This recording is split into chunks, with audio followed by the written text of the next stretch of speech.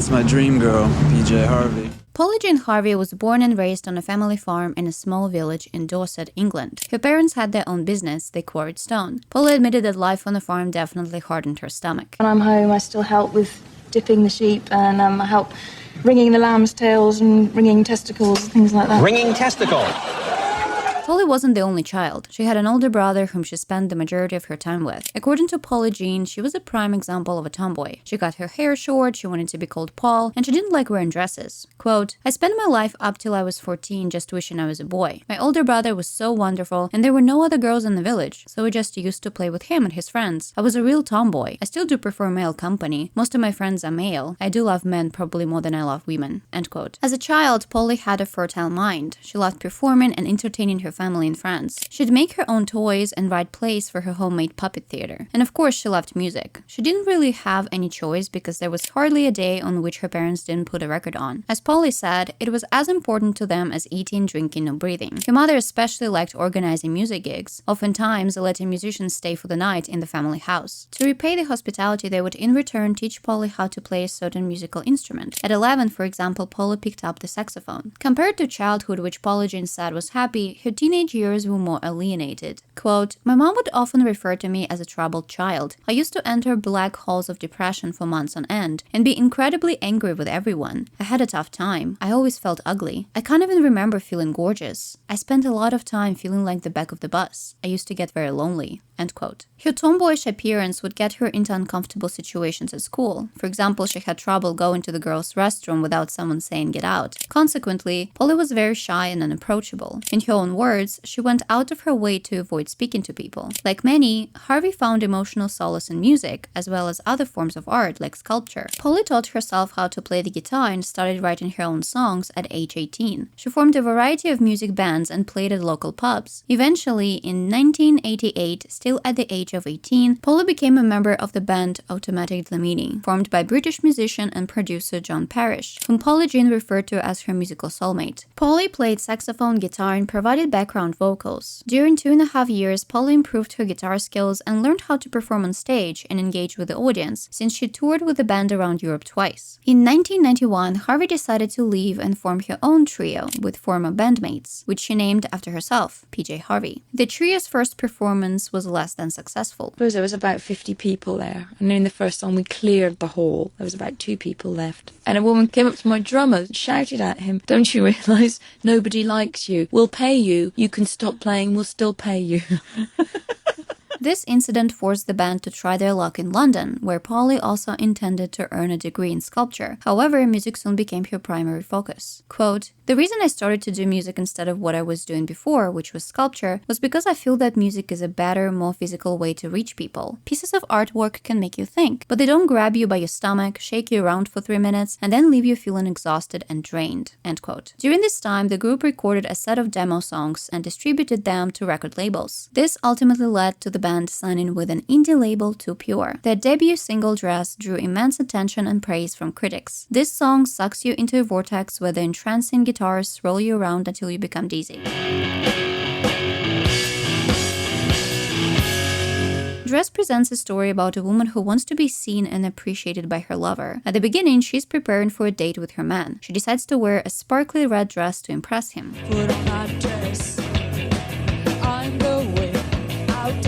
This dress, however, is very uncomfortable and tight. Even the dreamy romantic music cannot make the woman feel alright. It's hard to walk in the dress, it's not easy. The last straw comes when her man doesn't appreciate the dress much. This, of course, makes the woman feel ashamed and silly. In the end, she calls the dress filthy and refers to it as a costume. All she wants to do is leave.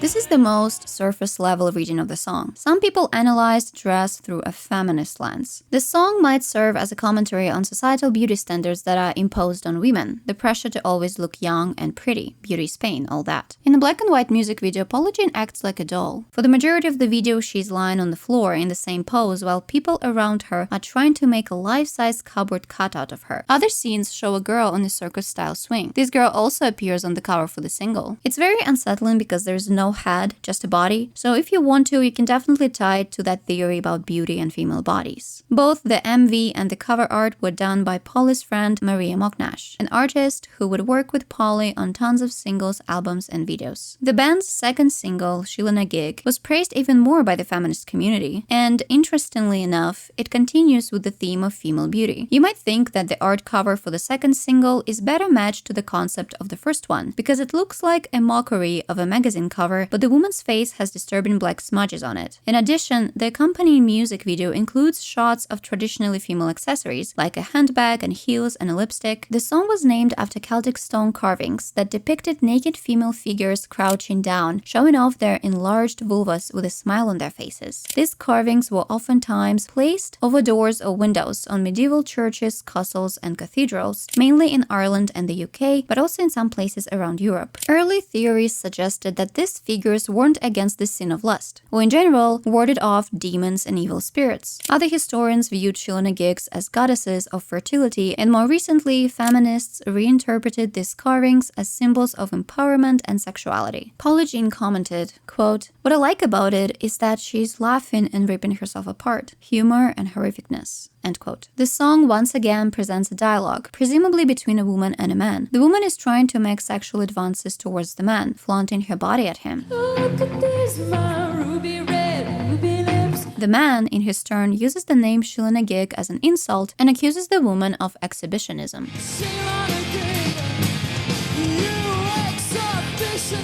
Compared to the woman in dress, the woman of Shilana Gig is unfazed by such remarks. She's confident she can find another man who will admire her body and won't be intimidated by her sexuality. I'm gonna take my hips to my cares. These two singles were enough for people to solidify Polly Jean Harvey as a new feminist icon and a voice of women, and she personally hated it. She didn't intend the songs to be feminist, and she didn't want to be associated with any movements, especially with the feminist punk rock movement Riot Girl that began during the early 90s. She actually found it quite patronizing to be called a Riot Girl. Quote, "It doesn't interest me. It seems to be backtracking for women, just lumping them all together and calling them riot girls. I just feel uncomfortable with labels being put on me which I don't think I understand or know anything about." In the same interview, she stated, "I'd much rather just get on and do things the way I have been doing them. Sometimes it seems to me that too much can be talked about and not enough done." End quote. As Polly Jean once said, "The biggest protection you can have is if people think they've got you and they haven't got you at all." I'm not part of any movement. I write music.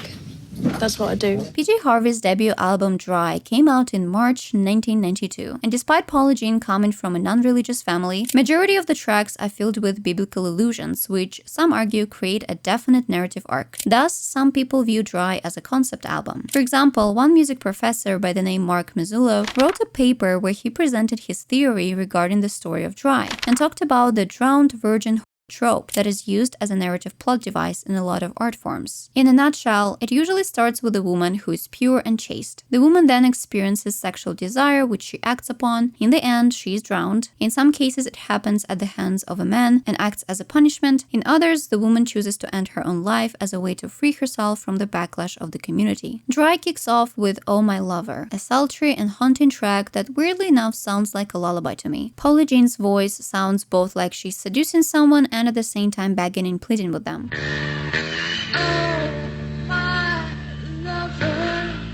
The narrator of the song is trying to save their relationship by agreeing to share their lover with another person. You can love her, you can love me at the same time. Mark Mazzullo argues that the narrative structure of The Drowned Woman doesn't start from the first track, but from the second, O Stella, in which a person admires their lover and sees them as the Virgin Mary.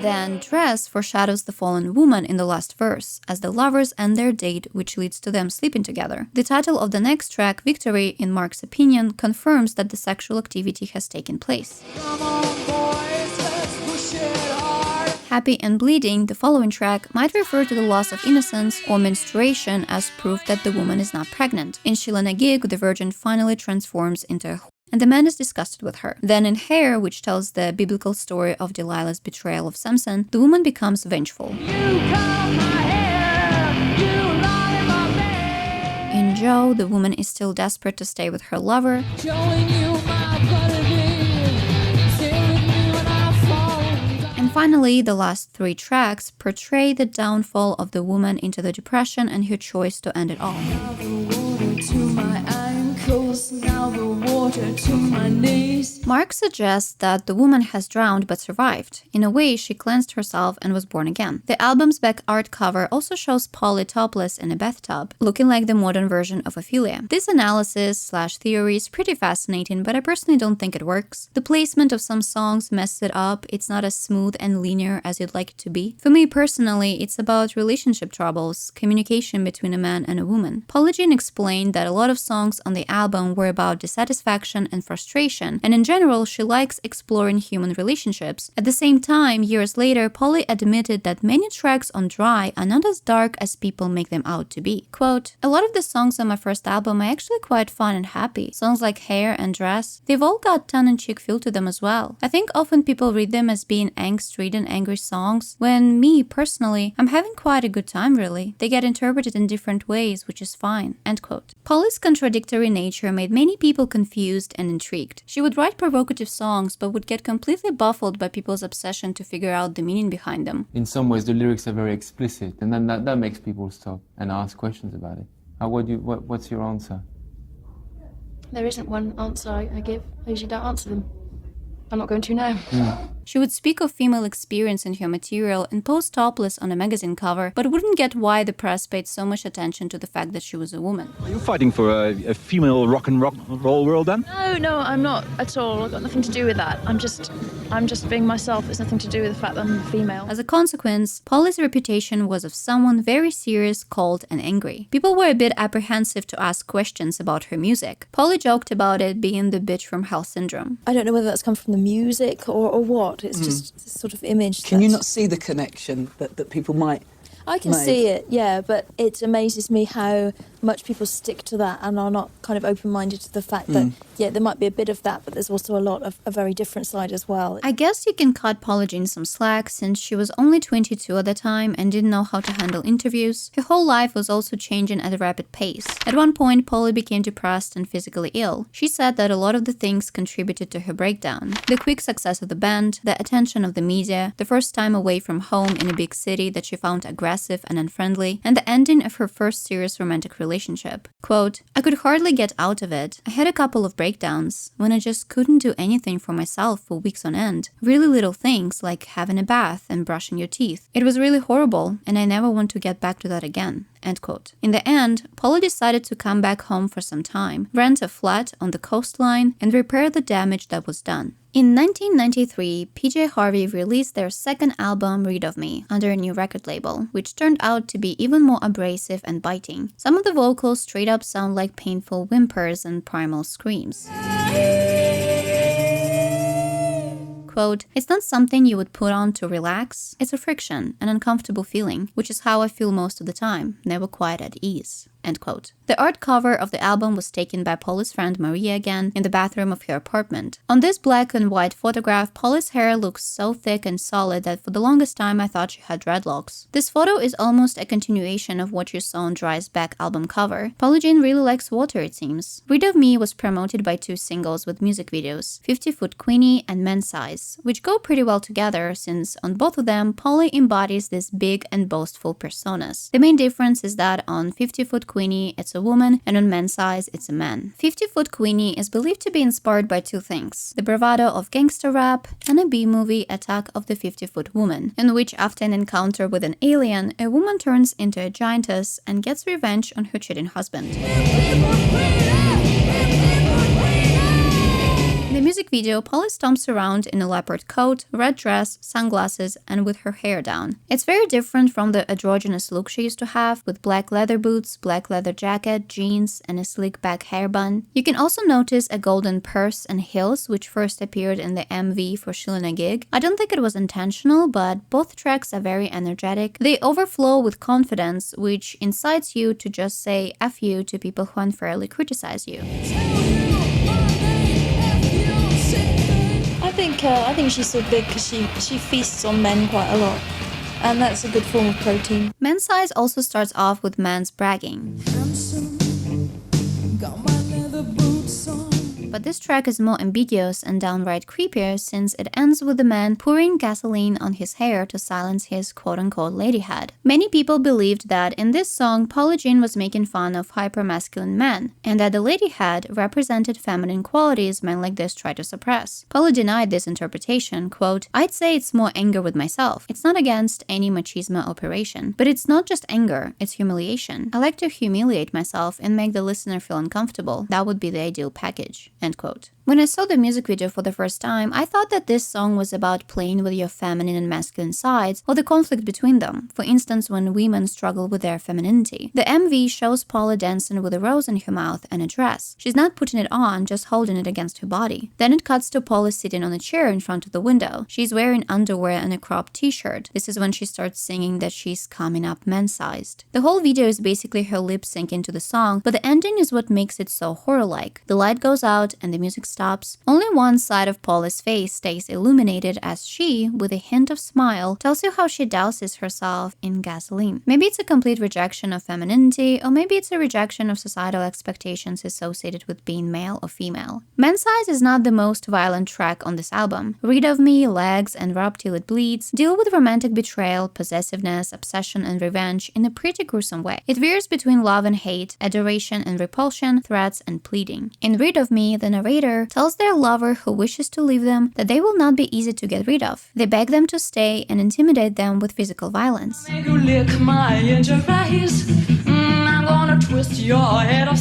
Paula Jean actually played this song at her brother's wedding because he and his wife requested it, so some might find the song weirdly romantic. You're not rid of me. You're not rid of me. In a sense, in Legs, those threats are fulfilled and Paula's character cuts their lover's legs so they can't leave them.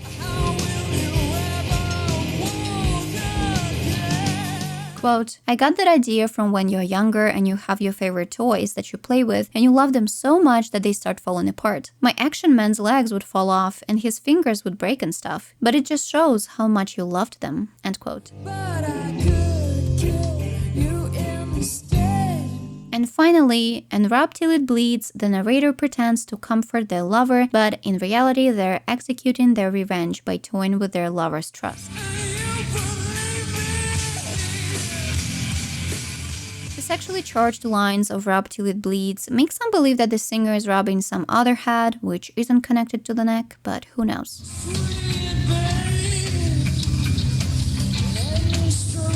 A couple of tracks on Read of Me are presented as standalone stories, for example, Snake and Hook. Snake is an interpretation of Adam and Eve's story, the part when Eve is tempted by a serpent to eat the forbidden fruit. It's a very rough, manic song. At one point, you can hear what I can describe as sounds someone would make if they were getting strangled. The track Hook is also a very unsettling drama. It tells the story of a woman named Kathleen who is seduced by a man. He makes a lot of promises to make her sing and feel like a queen, only to take advantage of her vulnerability in the end.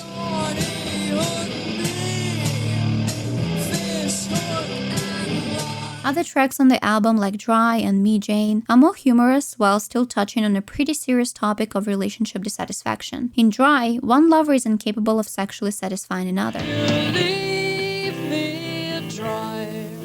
And in Me Jane, Jane Porter, a fictional character of Tarzan novels, is fed up with Tarzan's antics and is hilarious.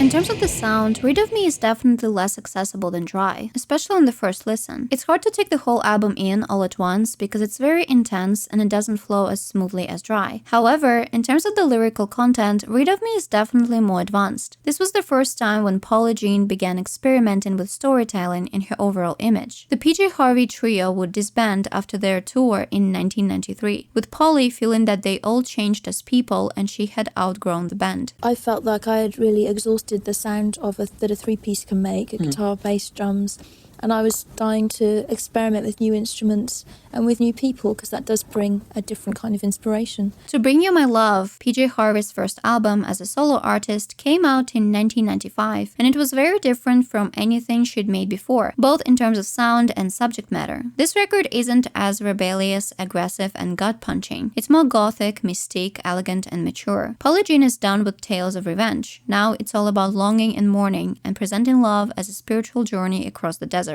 The eponymous title track depicts a narrator who is willing to sacrifice everything and go through hell just to show their love.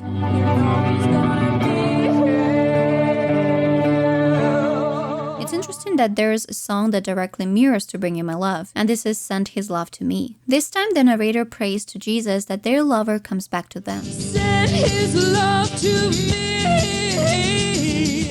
In the music video, PJ Harvey walks through the desert that she mentions in the first song while holding male boots. It looks like a scene from a Western movie. PJ Harvey said this about her music, quote, "There's a lot of confusion, a lot of frustration in there. It's about the struggle to find spiritual help or emotional support through love or through sex. It's a craving for something else to fill up that hole, that bit that is missing in your life," end quote. Another promotional single, Come On Billy, tells the story of a woman who begs her lover to return home to her and their son. Come on, Billy, come to me. The way PJ Harvey's voice breaks and cracks as she's calling for Billy is so heartbreaking. It reminds you of those old school blues and country classics that you can never get tired of. And the accompanying music video just elevates all those emotions. Polly Jean transforms into a prostitute, a lover, and a mother. When you watch the ending scene where Billy is tied to a chair, you immediately get reminded of the track Legs from Read of Me, the desperate obsession with the object of your desire. PJ Harvey would sometimes have that smeared mascara look while performing live on stage. Quote, "It's that combination of being quite elegant and funny and revolting all at the same time that appeals to me. I actually find wearing makeup like that, sort of smeared around, as extremely beautiful. Maybe that's just my twisted sense of beauty," end quote. The two female archetypes, the mother and the actually have their own separate songs on the album. Like in Working for the Man, the singer may be a prostitute cruising in her car. And the track with a very telling title, I Think I'm a Mother, is about someone who wants to be nurtured. Down by the Water is probably Harvey's most recognizable song, thanks to the striking visuals of the music video. On this album, Harvey plays dress up quite a lot, and on Down by the Water she almost looks like a femme fatale. Long shiny black hair, a red satin gown, red lipstick, red nails, false eyelashes, and the iconic blue eyeshadow. She's like a siren luring you into the deep waters. Little fish, big fish, swimming in the water. Come back here, man, give me my daughter. Despite PJ Harvey not wanting the song and the video to come off scary and creepy, it did, and many believe that the song was about a woman drowning her daughter in the river. Down by the Water for me is a song I didn't want to put a label on too much. Like this isn't a song about some woman drowning her baby, or to be quite honest, I don't really know what it is for me myself yet, which I don't mind, because I'd much rather kind of leave it for other people to do what they want with anyway, which is, again, brings me back to the video of wanting to stay away from trying to imply any kind of storyline. Despite all this American Wild West atmosphere that PJ Harvey tries to create on the album, her obsession with water still prevails. Water fetish seems to be getting larger and larger. I dream about water all the time, and I have this huge need to be in it, around it, near it, smell it, touch it, everything. It's a reassurance for me, the water. The album's cover art shows her floating in the river in the same outfit and with the same hair and makeup you see in Down by the Water video. However, the track by the name Long Snake Moan fits this cover imagery even better, since it evokes baptism imagery.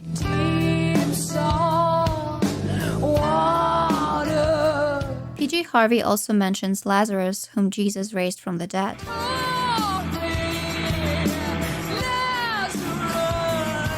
The album ends on a very melodramatic note. Finally, it seems like all the prayers have been answered. The wanted lover finally arrives, sweeps the narrator off their feet, and disappears yet again. No happy ending. Man is gone and heaven only knows. I love how the album was described in The Guardian. Quote, "It's one of the hungriest albums you are ever likely to hear. It sounds like a woman going through the emotional equivalent of the last stages of starvation, when the body starts to consume its own internal organs." End quote. To Bring You My Love was PJ Harvey's first major commercial success. People loved her new style and image. I'm discovering the joys of dressing up again since, for the first time since I was about 8 or something, so. By the end of a year-long tour to promote the album, Harvey felt very worn out and unwell, physically and mentally. In her own words, the years between 95 and 97 were the hardest time of her life. Quote, "I was running on empty. I'd kind of lost sight of why I was doing this. I really hit the bottom of the barrel and thought about stopping it all and not even continuing with music." End quote. Her friends and colleagues John Parish and Maria Moknash helped her get out of this state. As Polly said, "They basically saved me. I needed to be rescued, and I was." Polly decided to shift her focus for some time and collaborate with other artists. In 1996, she and John Parish released a whole album together titled Dance Hall at Louse Point. John wrote the music and Polly wrote and sang the lyrics. It's an experimental album, so it wasn't everyone's cup of tea. It's believed that Polly's record label, Island, thought this would be a commercial suicide. However, the album received pretty positive reviews from many major publications, but it's true that it wasn't promoted much, and many people mostly viewed it as an odd secondary project. No words can heal my heart. I personally dig many songs on the album, especially the most unhinged one, Todd. One of the major collaborations Polly was involved in happened with Nick Cave. They duetted on a song called Henry Lee.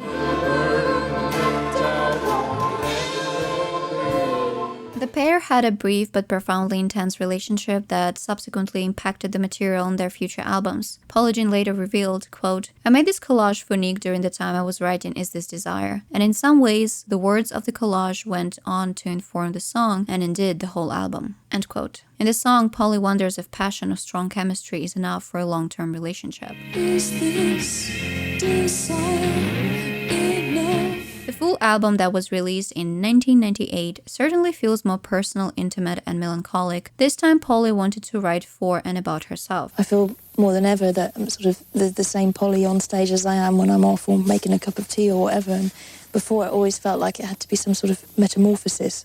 But I think I was much more lost as a person, really, in some ways then. And having more of a stage persona helped me be strong for being on stage in some way. It's not to say that all the songs on this album are written from Polly's point of view and there's no allusions to history, religion, or literature. It's actually quite the opposite. Many tracks were inspired by short stories of American authors, Flannery O'Connor and J.D. Salinger. For example, the song Joy, based on Flannery O'Connor's story Good Country People, examines a reclusive life of a woman named Joy. She has a wooden leg due to a childhood shooting accident and a weak heart.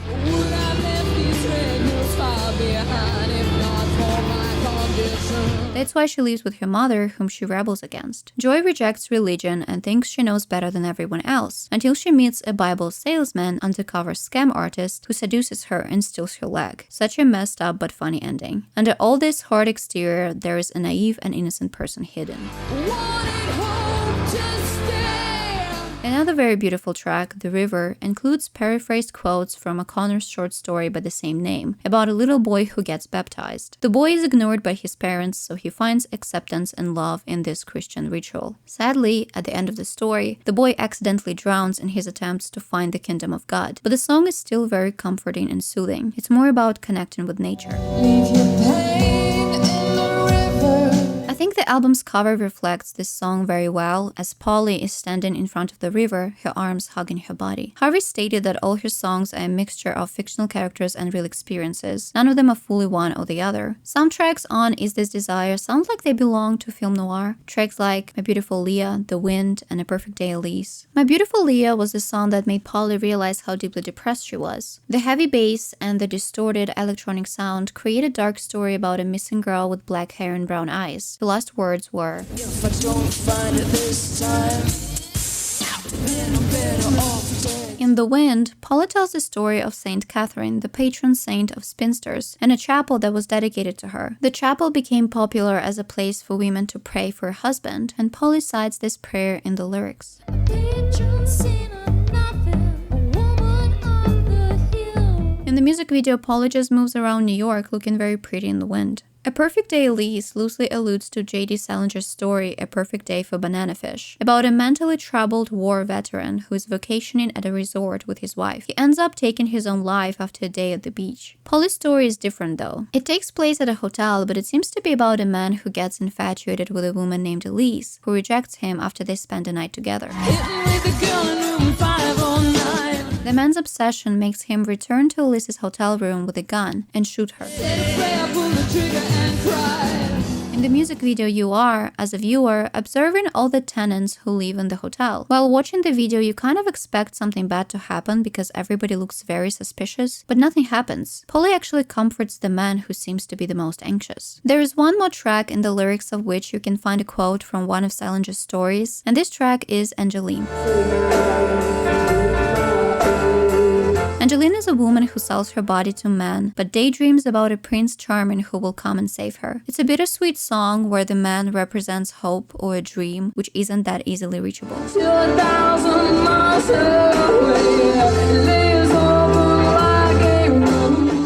Time, PJ Harvey was very adamant about not separating lyrics from the music. You're not supposed to read a song and dissect its meaning like if it was a poem. However, Polly slowly started getting into poetry, both reading and writing it, so Is This Desire became the first album of hers to feature printed lyrics. I didn't print any lyrics at all until Is This Desire, I think. But I think then Is This Desire was the first time I actually felt that the lyrics were strong enough to be read off a page. So I'd imagine that that comes from there, that, you know, all the previous works were never written down anyway, so obviously it's a bit difficult to even tell what I'm saying sometimes. Is This Desire was not an easy album to put out. There was an evident pressure to follow To Bring You My Love with something much better and maybe even more theatrical, so critics were a bit divided. PJ Harvey even revealed that people in the record company and in the business were disappointed with the album, but overall Is This Desire was met with critical acclaim. In 1998, Polly dabbed into acting. She played a modern version of Mary Magdalene for Hal Hartley's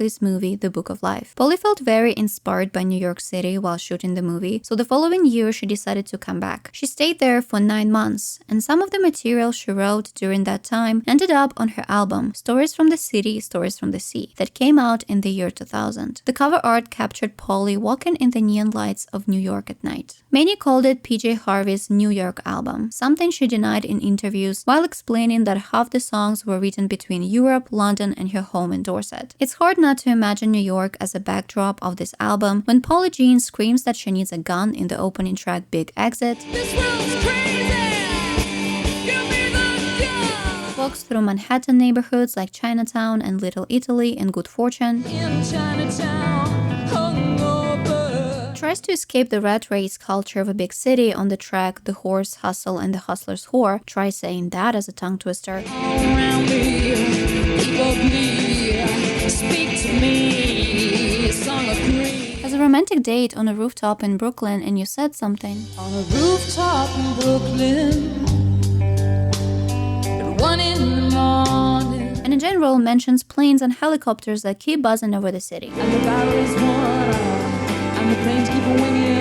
Stories is considered to be PJ Harvey's pop album, her quote-unquote happiest album. And while you wouldn't necessarily describe it as happy, there's still a lot of pensiveness. It's definitely more hopeful than her other works, which, in Harvey's own words, were too black and white. With this record, she wanted to create something very melodic and beautiful. Quote, having experimented with some dreadful sounds on Is This Desire and To Bring You My Love, where I was really looking for dark, unsettling, not just making sounds, Stories from the City, Stories from the Sea was the reaction. I thought, no, I want absolute beauty. I want this album to sing and fly and be full of reverb and lush layers of melody. I want it to be my beautiful, sumptuous, lovely piece of work. End quote. On Stories, PJ Harvey explores what it's like to be in love. Love not as a form of suffering, but as a transformative force. The way it blinds you.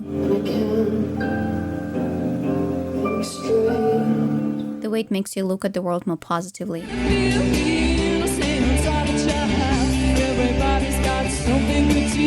How it makes you feel safe. And how much hope it brings.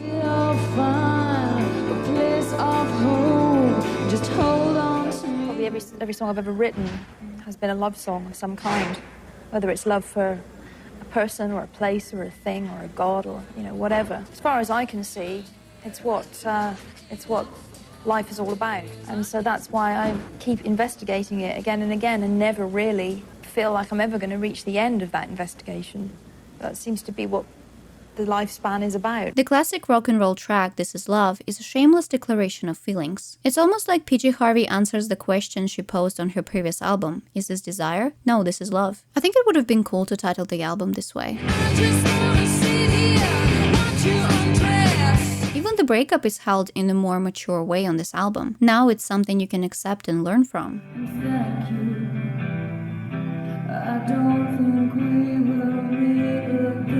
PJ Harvey invited Radiohead frontman Tom York to duet with her on this track. His backing vocals can also be heard on the songs One Line and Beautiful Feeling. All music videos this time were made by a very famous female director, Sophie Muller. The videos themselves are very minimalistic, relying more on Harvey's charisma and the overall ambience. For example, in This Is Love video, Polly, who is wearing a white suit against a white background, is just playing the song on the guitar in the studio. In the video for Good Fortune, she's walking through the streets of London at night, and in a place called Home, she's dancing in a dark lit room, totally feeling herself. Stories turned out to be PJ Harvey's most commercially successful album. She became the first solo female artist to win the Mercury Prize, a prestigious music prize awarded every year for the best album released in the United Kingdom by a British or Irish act. The award ceremony was held on September 11, 2001, and Polly was in Washington, D.C. in her hotel room when the winner was announced. She made her acceptance speech by phone. The whole city's in a state of shock here, so it's a very surreal day, and this has kind of continued that. So, I mean, all I can say is thank you very much, and I am absolutely stunned. This tragedy made people look at the album's lyrics about planes and helicopters in a very different light. But Harvey believed that music could help people heal, so she decided to continue her American tour. Quote, during the gigs that followed, the response of the audience was verging on hysterical, in the sense of people just not being in control. And that made me think, this is crucial. People need this. They need somewhere to let out their feelings and their sadness and their anger. End quote. During the next 3 years, Polly would divide her time between collaborating with other artists and working on her 6th album, Aha Her, which was released in 2004. With this record, Harvey wanted to go back to the basics. She wanted something simple, honest, and intimate, but at the same time ugly in some places. Aha Her is a mix of various things: punk, folk, electronica. To be honest, it feels like a collection of rough demos more than a cohesive album. It's like a personal project. PJ Harvey actually decided to produce it herself and play all the instruments. The album's artwork was made up of Polly's self-portraits, which spanned over 20 years. The music videos were also made of homemade footage. In terms of the themes, you can't really pinpoint only one. For instance, the track Who the Fuck is reminiscent of 50 Foot Queenie, a self-celebration of oneself.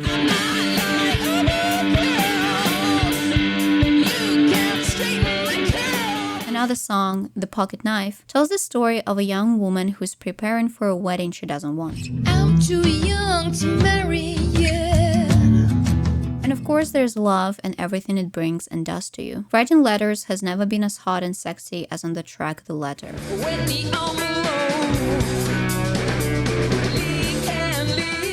And if you've ever felt angry, disappointed with oneself, for going above and beyond for someone who didn't put the same energy, then Shame is a perfect song for you. Shame is the shadow of love. My favorite track on this album would be The Desperate Kingdom of Love, which is as simple as it can get. It's just Paula Jean's voice against the guitar. In the desperate kingdom of love. While writing this album, Polly was also taking care of her dying grandmother, and some believed that the song was about her passing. Quote, that song was written before she died, but it was recorded after she died, the vocal. So I think having that experience of watching somebody die deepened my ability to convey an emotion. I'm sure that is in there. That song wasn't written about that, although it could very equally be applied. And when I listen to it, I do associate it with that tender place inside of me that comes from something like that. Desperate Kingdom of Love is sung in probably the most intimate, tender way I've ever sung a song.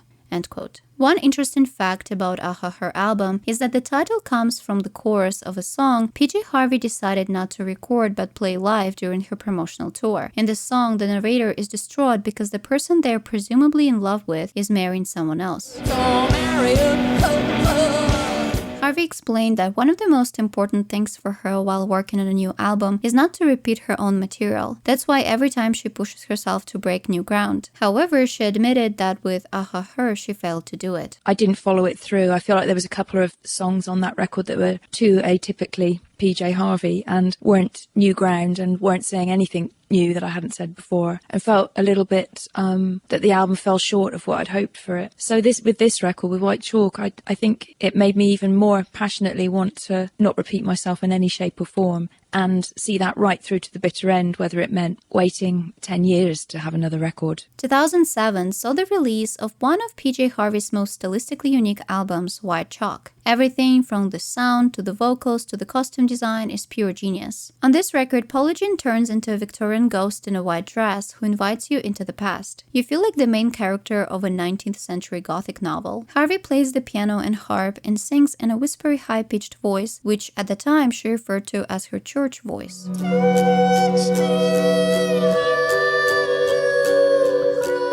A special white dress was designed that featured embroidered lyrics from the tracks Grow, Grow, Grow and The Devil. The idea was for Polly to look like a walking piece of artwork. Polly titled the album White Chalk because she liked the way these two words sounded together, and she felt like it reflected the music on the record pretty well. Quote, "It conjures up many images for me, everything from childhood and blackboards to the actual quality of it as a substance. It's something that's hundreds of years old, but can be erased in a second. I like that sort of timeless idea about it. But mostly, it's the sound of the words. I like the way it falls off the tongue." End quote. White Chalk is probably PJ Harvey's bleakest album, especially in terms of the sound. As she explained in one of the interviews, the overall theme is nothing more than a human condition. She presented a list of words that might define/describe the album too. If I had to find words to throw around the record, they would only be ones of being a human being. Insanity, blame, shell shock, life and death, human kindness, absence, friendship, grandmothers,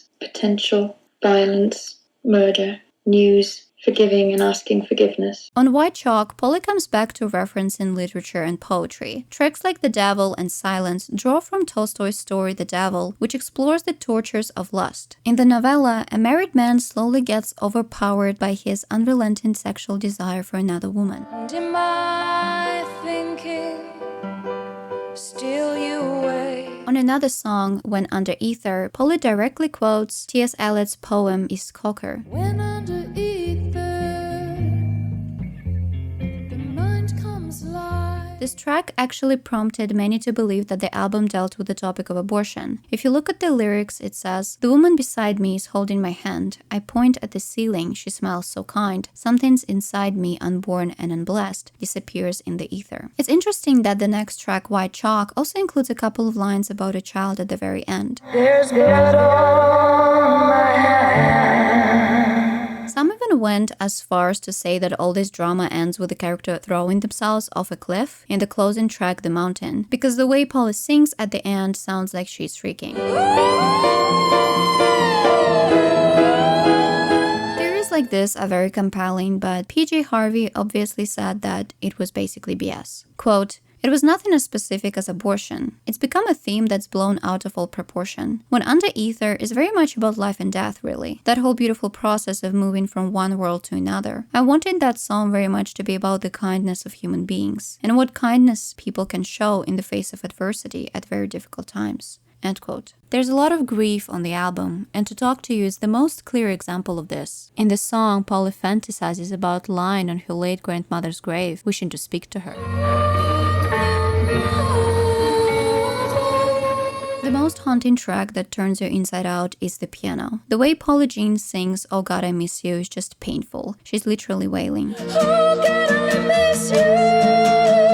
When you find out the story that impelled Polly to write the song, you feel even more devastated. Piano came from a news story that I felt very upset by, and it was a news story. I was living in the States at the time. It's just about a girl that was found 8 years after her death, wrapped in a blanket in a boot with her teeth smashed in, and it was sort of, I can just remember, and I'm sure many people are like this, when you see something on the news and you feel utterly shocked. You feel like, how could anybody have done that? Hit her with a hammer, teeth smashed in. music video was actually made for the track, and it's a strange one to say the least. It shows collages from porn magazines that is sometimes shaped to show the words from the song's lyrics. In 2009, PJ Harvey and John Parish decided to release their second album together, titled A Woman a Man Walked By. As usual, Parish played the instruments and Harvey wrote the lyrics and provided the vocals. The whole project started because Polly came across a cassette tape of a song Black-Hearted Love that she and John made years ago, and she thought it was the time to let the world hear it. When I came across the music video and listened to the song for the first time, I seriously thought it belonged to Polly's Stores from the City, Stores from the Sea album.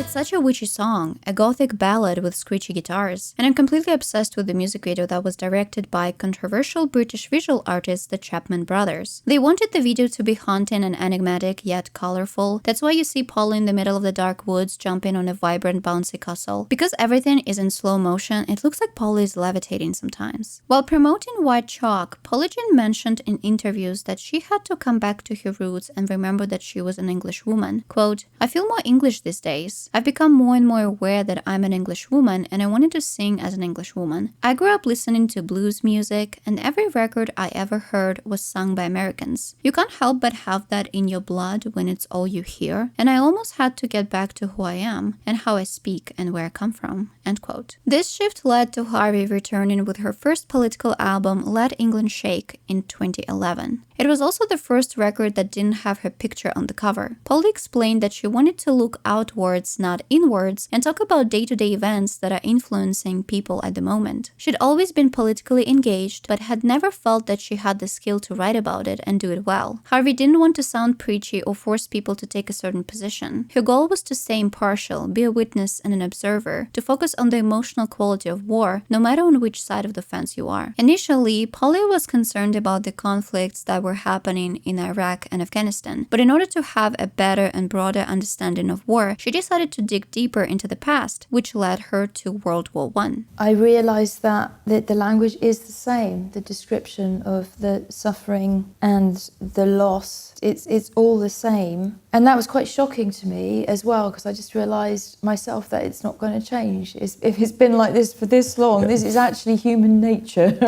The way that we go on this endless cycle of attacking each other. Let England Shake recounts war atrocities and the damage and scars they leave both on individual and collective level. On some tracks, like The Words That Maketh Murder, Polly takes the point of view of a soldier who describes the horrors they've seen. On others, Polly relates a specific event from World War I. Polly dedicated 3 songs on the album to the Gallipoli campaign, an Anglo-French operation against Turkey, intended to occupy Constantinople. The campaign was a big failure, resulting in many deaths.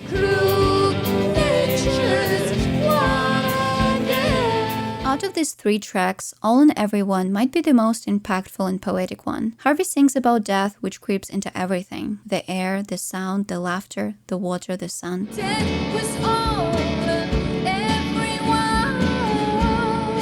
It's important to note that not every song on the album is about war. It's also about one's love-hate relationship with their motherland. The way I feel towards my country is probably similar to how many people feel towards their countries of origin. You have feelings of great pride and hope married with feelings of loathing and dreadful disappointment. On The Glorious Land, Harvey critiques England for not prioritizing the welfare of its people. What is the glorious fruit of our land?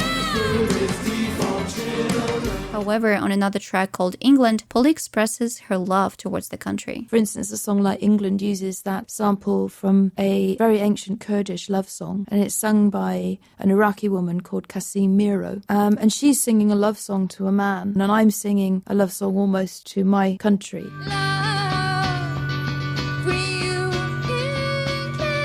12 short films were released to go along with 12 songs on the album. All videos were created by Seamus Murphy, an Irish war photographer whom Polly contacted after seeing his exhibition, Afghanistan: A Darkness Visible. The videos feature Murphy's documentary footage and photography. Sometimes you get glimpses of PJ Harvey playing and singing. Let England Shake won Harvey her second Mercury Music Prize, making her the only artist to have won the award twice. Thank you so much.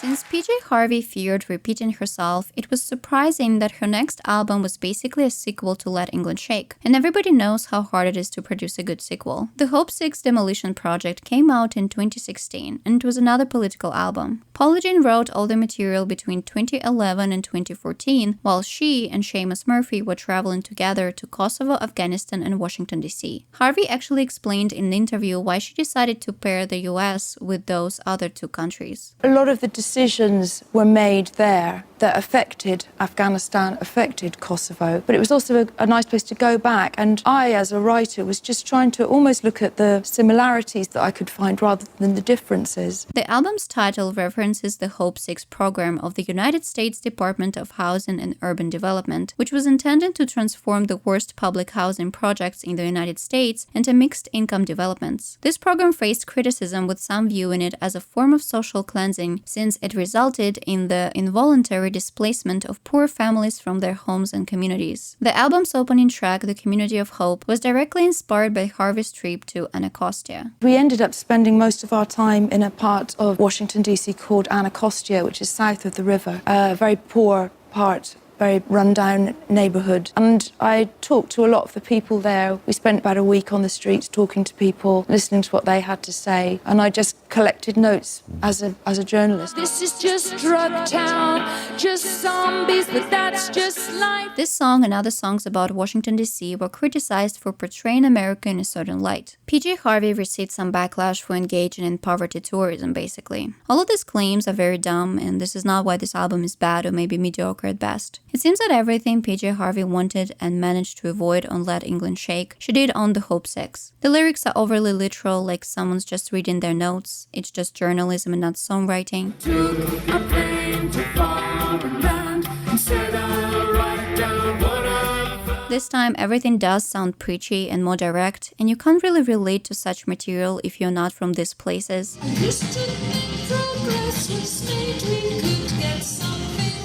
You just pass by so many tracks while listening, almost nothing stands out, even though I'm sure it has its own audience and other people might get more out of it. I don't think it's possible for artists to release masterpiece after masterpiece. They're bound to have weaker material. The way PJ Harvey can transform you to different time periods, countries, or cities is an amazing skill. It's incredible how different each album of hers is stylistically. Every time you hear a song of hers, your brain immediately conjures up a movie scene for it. I also like the way her records change with her, and how she doesn't pigeonhole herself. Not many artists have such an extensive discography. I'm really excited to see in what direction she will go next. Her 10th album is coming out soon, and based on the 2 singles that are out, it sounds similar to White Chalk, which I love dearly. So I'm pretty happy because no one captures painful longing quite like PJ Harvey. As I get older, I feel more and more that I'm absolutely doing what I'm supposed to be doing on this earth, and I feel completely dedicated to making music and writing songs, and I can't ever imagine a time when I'm not doing that.